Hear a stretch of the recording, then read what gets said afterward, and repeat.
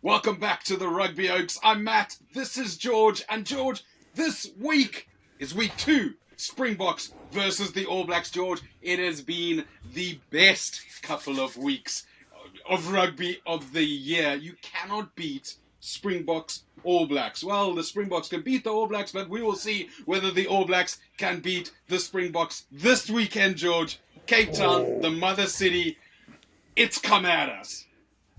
It's come at us, and it's come at us fast. I could not wait. Well, I cannot wait for this game. Big jeopardy, massive. We lose, we go down a second. We lose by 15, we go down a third. We could come out of this weekend third in the world. Now, absolute trash. I will not hear of it. When we're number one in the world, I'll always tell everyone that we are number one in the world. But if we're not number one, and we should be number one, well, you know what? It is what it is. But George, what a week of build-up. There has been so much going on. There's been talk of the last match, how incredible it was. If you want to cry about tries, if you want to cry about red cards, the time is over. It's time to get on to the next match. And George, Cape Town has been happy hunting ground for the All Blacks of recent. Yeah, South Africa don't have the exact greatest win record in Cape Town. Well, I say South Africa, the Springboks. So it is going to be, there's the Cape Crusaders down there, you know, it's not going to feel like a home game. I know some people are saying, oh, it's like a home game for New Zealand. It's absolutely not. No, it is a Bok home game. We are from Cape Town, we know. Home game, the Cape Crusaders, the Manenberg Maoris, whatever you want to call them. There was a lovely piece, I think on SA Rugby Mag, I don't know if you saw it today, George, of Rusty talking about the Cape Crusaders, and I thought it was an absolutely wonderful bit of documentarying, if that's a word, about actually Rusty going, you know what, I accept you. I accept that this is because of the history, this is what you've chosen to support, and there's no reason to get angry, there's no reason to get upset because we're world champs. No, he didn't say that, because he just said we haven't made the opportunity to bring them on side yet, and that's fair enough. Now, on to the match, George. There's been a couple of changes on both sides. We've got the team sheets up here in the corner. You guys can't see, but we're going to pop it up on screen now. There we go. A little bit of magic, little cinema magic, George. But let's go through the Springboks first, because we're ranked number 1 at the moment. So we'll start from there. Not a lot of changes, certainly in the front row. The old faithful, Oxen Chair, best prop in the world, I think you like to call him. Bongi Umbanambi. Solid job last weekend. Scored the try. Was it a try? Wasn't a try? It seems like a try on the try sheet. And Francois Herber, the sexiest man in rugby, and also, the other best prop in the world at number 3. But in the locks, a little bit of a change up. Yeah, there's a bit of a shake up there. We got Eben and Ruan. I called this in my team prediction. I said these will be the boy keys, and I'm absolutely thrilled for Ruan. Gets a start. And he gets to be the line-out general that he is. And he gets to do it in lovely Cape Town. Absolutely. I mean, look, Eben was a no-brainer. He was going to come in at 4. Why wouldn't he? One step closer to being the most capped Bok of all time, which he's going to dominate that record. Not much to talk about there. But Ron, listen, there was a lot of people who weren't believers on this guy. Look, a really solid Bulls player, and a couple of caps for the Springbok was probably my predicted route for him. But like so many others, like we've said before, once he gets that green shirt on, he grows in stature, and that is what Rusty loves about him. Look, he's versatile. We've talked about that, but absolutely, he's played 2 tests now in a row, and I think he's been fantastic. He has been. Yeah, you can't take anything away from him. He came off the field, back on the field. He just adapted to it all. And he was a line-out general. I just said it. 10 line-outs he took, made 11 tackles. On a day where our line-outs, or I say it was a day of our line-outs not being the best. We got 23 of 25. But there was a glitch in the matrix. But he came back on, and it sorted the problem out. So looking forward to it. he's one of those system guys that have been around for maybe 2 years since his debut, not quite cracked it again for obvious reasons. I mean, the locks we've been blessed in, but he's grown in stature. He's obviously gone back to Jake White. He's worked on his game. He's got better and better and better, and his desire is shown. And I'm chuffed for the lad to start Absolutely. another game against the All Blacks. On to the Lucies. So look, Sia broken ears. No problem. No problem. We're going to have him play. I don't know, dude. I'm a little bit worried about having a broken nose against the All Blacks. What do you think about that selection? He's our captain. He's a no-brainer selection. But this guy's going to have Quagga at the end of this. I mean, if it's for his country, you go for it. Quagga's already done it for his country. Let's have two of them. If we can have two Quagga Quaggas did of it long them. before his country, if I'm honest. Quagga did it long before he started playing for his country. But look, if Rassie believes Sia can play at the pace, and I think there's in the press conference today, he said to Sia, he says, "Look, I know you're not going to be bung from contact, and apparently he's not going to be. So we got to take that for what it is. He'll get his nose reset during the Argentina phase, and that's fine. And look, you can't take anything away from him. He's gonna come out absolutely firing. My only concern is if he takes like an early knock to the head, and it's not a red card or a yellow card, and he has to go off. We'll talk about the bomb squad later, but it's a 5-3 split, so a little bit of jeopardy there. But yeah, I was going to say they're only going to take this risk. It's a calculated risk, but they would have had a very honest, open conversation. They said, "Sia, can you play this game? Be honest for the country. Can you play this game?" And you would have said, "Actually, coach, I can't play. My face is gebreekt. I got a broken face." And he's gone, "No, I'm going to flip and play, and I'm going to play the damn best ever." And he is. Well, let's hope so, because we need it, quite frankly, with this test, which is going to be absolutely barnstorming, and we need some barnstorming runs from him if that's what they're going to keep crash balling like last time. At 7, George, who else but Peter Steph du Toit?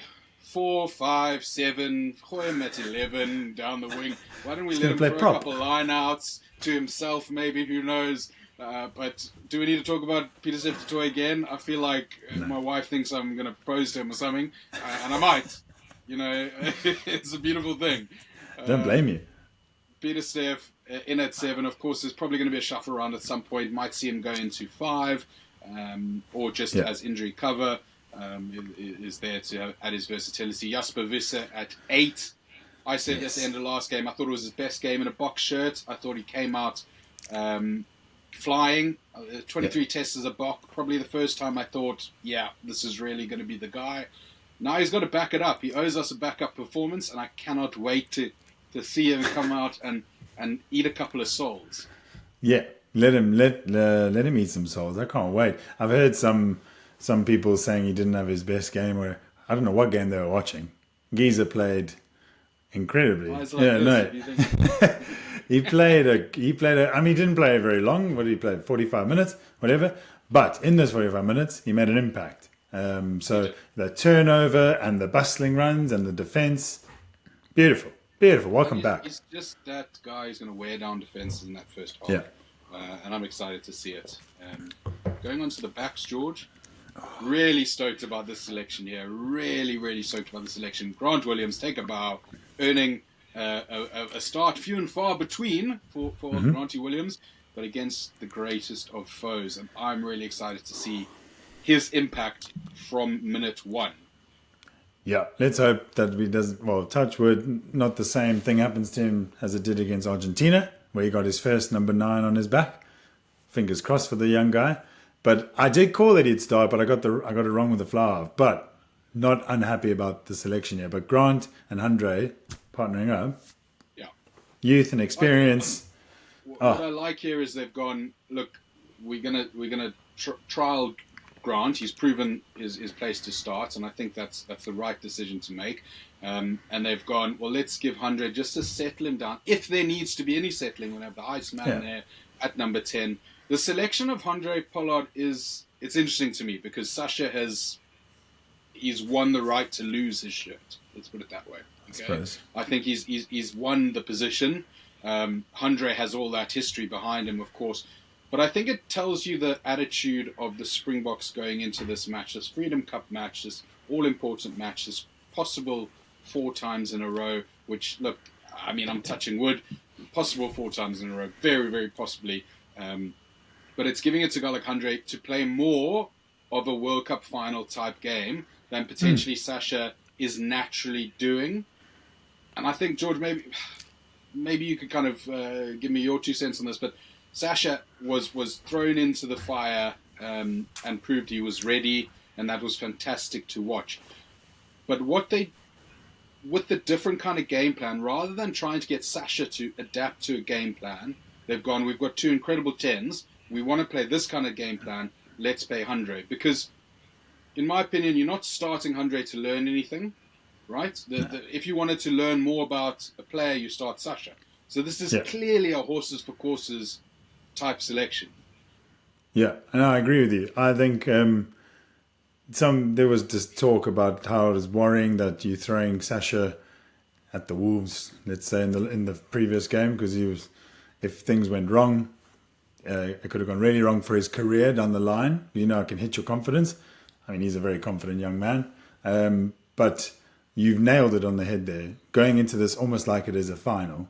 You've got the best World Cup flower, finals flower half in the world, chilling there, sitting on a bench. No, you start him, and he may be able to stay on, shift to 12. Who knows? That's the versatility here. So I agree with you. That's probably the mentality here. And then we may come in with a different game plan. I don't know, because we've got Willie involved as well. We will talk about Willie when we get there. But these 2 guys being on the field, Willie and Andre, could mean something else. No Tony ball? Yeah. A little bit of Tony ball? Look, I think there's hopefully a balance between the 2, but it will be a more structured attempt, I think. They're going to want to have that first 60 minutes righted rather than panicking at the end. Let's be honest, it was a hell of a comeback, but we didn't want to be in that situation. So they want to right the wrongs there, maybe play slightly more tactical rather than creative, which is not a bad idea, in my opinion, at sea level. But listen, we're choosing between one of the best fly-offs to ever play for South Africa and one of the greatest prospects to ever play for South Africa. So very, very grateful that Andre's there to allow us to change like that. Also give Sasha not a rest, but maybe mentally just take that load off him a little bit. He comes off the bench really well as well. Comes off the bench well, and that gives I think what's going to happen is possibly Pollard move to 12 off the bench, or I mean maybe a different shift, but someone like Damien Daylinde going in, at 12, he's going to go in hard, 60 minutes, kind of switch that up a little bit. Yeah. But it's going to be really exciting to see how the tactics shift between the games and how we're going to try and get one over the All Blacks tactically. But Cheslin Colby's back at wing, obviously a little bit of a frustrating game, I think, probably against the All Blacks last year. Last year was a great game against them. Won the World Cup final, for God's sake, last week. With those little bits that didn't pop up in time and whatever. Yeah. But look, Chesy is a no-brainer. We can talk about him all day till the cows come home. But absolutely going to be fantastic at number 11. Damien Daylinde, best 12 in the world, picks himself. I think that kind of 50 minutes maybe, and then either bringing Lucanio in at 12 or shifting Andre to 12. Bringing Lucanio into 13 and maybe Jesse to the wing if needs be. But it's that Bok versatility that's so exciting. You never know how they've trained that week and how they can react to that. Jesse Kriel at 13. I mean, this guy is probably never going to be remembered as the best 13 in the world. But geez, what a career he's turning out to have. Yeah, he's been playing for 10 years for the Springboks, I think. And the beginning bit is a bit of, you forget he was at the 2015 World Cup. I mean, he's been around for a while. And now he's come into his own. Obviously, Lucanio was the main man at the time, got injured. Jesse went, right, my time to shine. And he grabbed it and he's never looked back. And there's people obviously fuming about, I'm not starting. And I've had people commenting saying, is way better than Jesse. They're completely different players. They bring completely different things. I'm a huge believer in earning the right to lose the shirt. And he has the right now to play until he has a bad game. And I hope he doesn't have that bad game. No. And with the versatility that we have, certainly I think they'll start against Argentina because he needs the game time. We're in this wonderful problem where we've got probably 30 players that need regular game time for the Boks. And it's the first time I can ever remember that. It's what New Zealand had in that glory years. 2015, Yeah, they could start 15 different players week after week and still get the same result. But midfield, fantastic. Kanan Moody back from the Bulls, back from injury. Hey! I cannot wait to see what he's going to bring. He's got about 10, maybe 12 caps for the Boks. He had that insane game at 13 against the All Blacks. Could he pop into 13? I'm at 12. Who knows what's going to happen? Great under the high ball. He's nice and tall. He's going to cause some problems for the All Blacks. He's got pace for days, and he's never lost in a Boks shirt. So let's touch wood, touch hope, and let's hope that continues. I'm excited for him. I'm so excited for him. I know I didn't put him in the team because I said Mapimpi, but Mapimpi's wife is having a baby.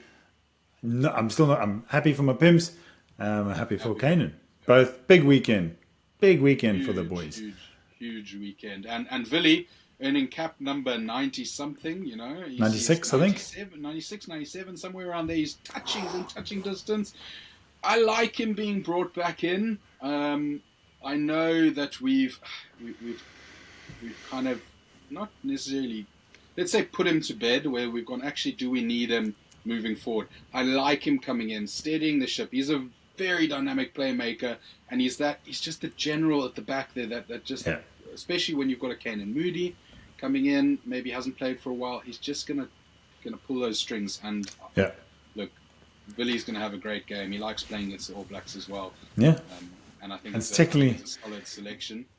Technically, his home is from Strand, so yeah. Well, he did have one training game for the Stormers, so there we go.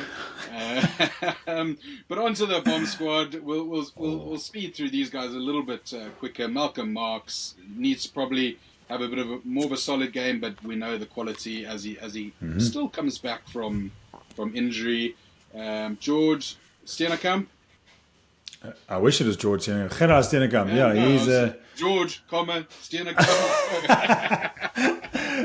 No, well, I could be him. I'm not as big. Crikey, the size of the man's head. He's he came on last week. Got a great ranked him a decent bloody score. He's versatile. He's all over the show. He scrums well, so he deserved his spot. I did call for Kitsy. Kitsy's been released to go play for Province again. Nothing wrong with that. It wasn't big knee injury Kitsy's had, so let him play his way back in. Don't brush this guy to the side. Steenekam's had a good time with the Bulls. Keep him. Yeah. So that's fine. Vinnie Koch, look, not the most glamorous position at 18, but he's never going to get you wrong. He's going to scrum hard. He's going to go hard. Kwagga Smith, everyone's favourite bench player, I think, in the world, actually. I think you can surely box, and you can still love Kwagga Smith because he's outrageous. Oh man, I love him. I want him to be in the Springboks team forever, but unfortunately, people do have to retire. Only on the bench. Only on the bench, yeah. No, look, you can get a couple starts, but only on the bench. Kwagga, Ulrich Lowe, again, he had a solid game against the All Blacks. He was definitely part of that winning kind of drive at the end there. His steps, Mark Thaler, his whoosh through whoever that Kiwi was. That is number 20.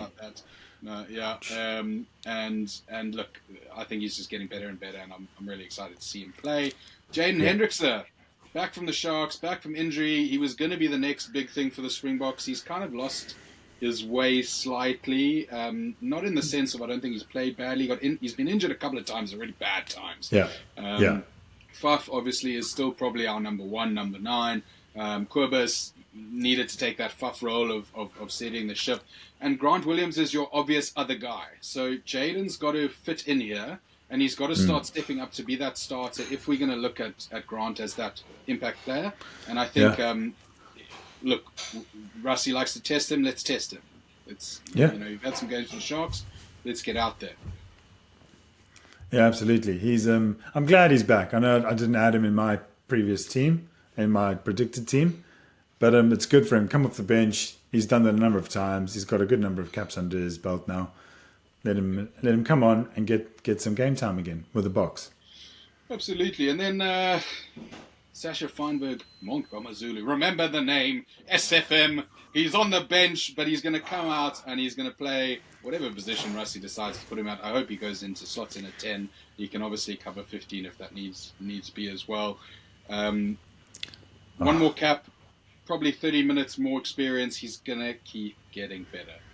Better and better. He's just aging like a fine wine. I say like a fine wine. He's a baby wine at the moment. Yeah. But he's a little pup suck and he's going to grow into a nice bottle of, I don't want to say French Bordeaux, but you know what I mean, a good bottle of Rooiveen from South Africa. Bordeaux, get away. You're not signing this guy. He's a Stormers. Get out of here. And then Lukanya, I like having him back in the squad. I know it's a 5-3 split.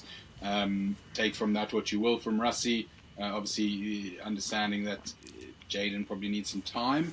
But you need the support of Montgomerzulu and Yep. So that rounds off the Springboks squad. George, if you can rate that squad out of 10, what are you saying? Out of 10, I want to give it a 10. No, I'm going to give it a 9. 9. 9. Yeah, I think you're right there. I'm really happy with the squad. I'm happy with the rotations. I'm happy with the kind of the spine, which is consistent there. And I'm really, really flipping excited for an amazing test match. Now, before we get on to the All Blacks, George, I'm just going to have to stop you right there because, hey, you over there, I can see you, but you, or Lady Macy, you have not subscribed yet. There are thousands of people watching the last few videos and hundreds of people subscribing. We need thousands of people subscribing. Come on! Let's grow the Rugby Oaks community. Hit that subscribe button, chuck a like, drop a comment in there, and catch us on the next video where I might be in a more exotic location after the game. But George, straight on to the All Blacks. Let's not go through everything. We don't have another 20 minutes to waste these people's time. No. But there's a couple of interesting changes, and let's start out with there's only 4 captains this time. Scott Barrett, Artie Severe, vice captain, and Geordie Barrett, vice captain. I think they might think there's a couple of people going to get knocked out of the game. But we've got... I'm really sorry ahead of these pronunciations. Wallace Sititi. Wallace Sititi, yeah. He's going to come... look, hell of a player. It's going to be his first start. It's going to be great to see what he brings to the table. There's going to be nerves, and hopefully with our loose forwards, we're going to just keep him in control. But he's a hell of a player. He's a big boy. He is. Yeah, he's only got a couple caps under his, I think 2 caps, but he brings a slightly different, because obviously Ethan Black had a bloody good game last weekend. Yeah. And he brought he was all over the park. So Titi's a bit more of a smasher. So he's a little bit like a Jasper Viss in a way, like he can smash. So there's a bit more weight probably to their pack, maybe a more evenly weighted pack. But yeah, he's a solid bloody player. And he's an obvious replacement because of Blackadder being, I called him Todd Blackadder, that was his dad last week, but Ethan Blackadder, I did get corrected. So if you're watching, hit the subscribe button. And if we've lost you, I'm sorry. But then it gets a little bit interesting because the All Blacks never, or at least never have, in my understanding, changed the way they play to suit an opposition. They've always said they will play their game and their strengths. They will not play a game to combat the other opposition's strength. Now, you take that with a pinch of salt. You're always doing things tactically to try and do it. But the All Blacks have started Cortez Ratima, who is a little wildfire at 9. They've also started Mark Telaire, who was on the bench last week. They've started Sevu Reese, and they've put Will Jordan at 15. Okay? So they've pretty much changed that back line up a lot. And the only reason they've done that is to try and combat the bomb squad. Right? There's no other reason. because they've got Barrett, Leonard Brown, TJ Perenara, Luke Jacobson off the bench. You know, these guys have got far more experience than last time round. It's clearly to try and stop what the bomb squad brought on in the last 20 minutes. So what they've done is they've weakened their starting team, knowing that they're going to have a fight in the last 20 minutes. Is that an All Black thing? Is that what they do now? Are they England in disguise? It's like a Scooby-Doo, like, I would have got away with it too, went for you pesky kids, you pesky Springboks. Yeah, probably. But I'm not trying to... we're saying this as a joke, right? But I'm not trying to be disrespectful, because there's nothing wrong with this tactic. There's nothing wrong with going, well, actually, we want to bring Barrett. He was amazing against England off the bench. It makes sense. But it's not like the All Blacks to worry about that. So clearly, that last 20 minutes has really played on them. And they're now sacrificing the first 60 minutes. And having Andre Pollard on, having a more tactical game, tightening it up in that first 60 minutes. Hopefully they won't be ahead by 14 or whatever it was. Yeah. It's going to change the dynamics of how they approach the game, because they're not looking at playing their best game. They're looking at playing a game against the best in the world. That's a different mindset, one that we've done many times. Yep. No, their bench is stacked with caps. I'm just looking at it. Beauden Barrett, 129 caps. Anton Leonard Brown, 76 caps. Perenara, TJ, 85 caps. Afar Tungafasi, 62. They've got lots of caps on that bench. Last week it was the other way around. It was... So yeah, I think we'll just smash them up front and then hope we can survive at the end. And I called this at the beginning. I called this series 1-1. Not very patriotic, I know, but I've been hurt before. And I still worry. We know it's going to come down to one score. We know it is, and it's going to be a heart attack stuff. And maybe this is the right choice, but I hope we can just get a little bit of more. It's not going to be altitude, so we can't rely on that. As much as not many people have talked about that, to be honest, because I think modern, you maybe adapt to that a little bit more. Yeah. But when you're heaving and you've not played in South Africa, you've not played in Ellis Park, altitude gets in your head. He's like a Rassi. He's in your head. George, 100%. Oh, I'm nervous now. It's going to be a stonker of a game. What are your predictions, my friend? Predict the Mother City Mall. What is it going to be? Right. The Mother City Mall, I like that. It's probably going to open next week, Mother City Mall. Anyway, no. Look, the weather in Cape Town is unpredictable. At the moment, I think it's forecast for like a overcast 14-degree kind of thing. It's maybe no rain, but Cape Town can rain. So that's off the topic. I'm trying to think now. I think it's going to be lower scoring. Mm-hmm. Bold strategy. 25-22 to the Boks. Oh, you know what? That was very close to what my prediction would be. I originally thought we were going to probably lose one game. I still think that we know it might happen, dude. It's all this shit about South Africa, excuse my language, all this stuff about South Africa being the best in the world and having the best team and the best depth. And we're playing New Zealand. We know what it can be like.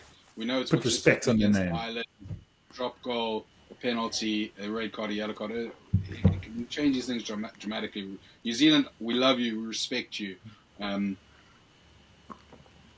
it's going to be 22 all draw. Ooh! Damn Is that too much sat on the fence?